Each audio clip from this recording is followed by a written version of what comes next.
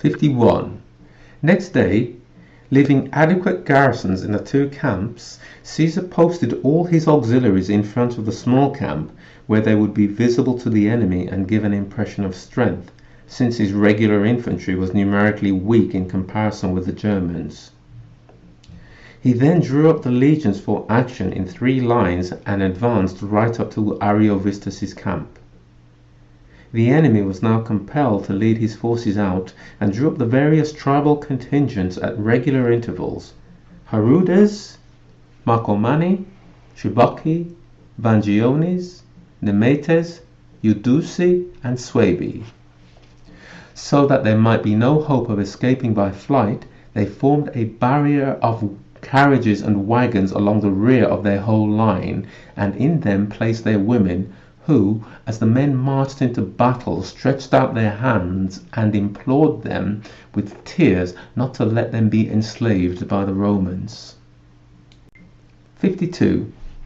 Caesar placed each of his 5 generals ahead of a legion and detailed his quaestor to command the remaining legion, so that every soldier might know that there was a high officer in a position to observe the courage with which he conducted himself, and then led the right wing first into action, because he had noticed that the enemy's line was weakest on that side.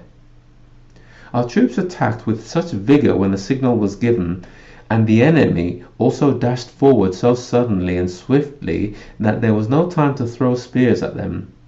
So the men dropped their spears and fought hand to hand with their swords.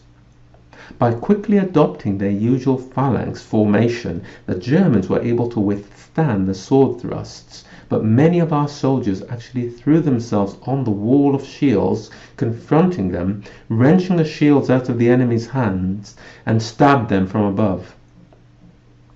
The Germans' left was thus routed, but their right began to press our troops hard by weight of numbers.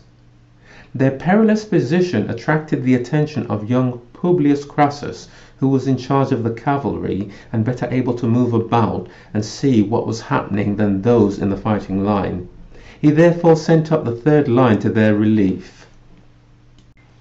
53. This move turned the battle once more in our favour, and the enemy's whole army broke and fled without stopping until they came to the Rhine some 15 miles away. A very few of the strongest tried to swim the river, and a few others saved themselves by finding boats, including Ariovistus, who had the luck to come across a small craft moored to the bank. All the rest were hunted down and killed by our cavalry.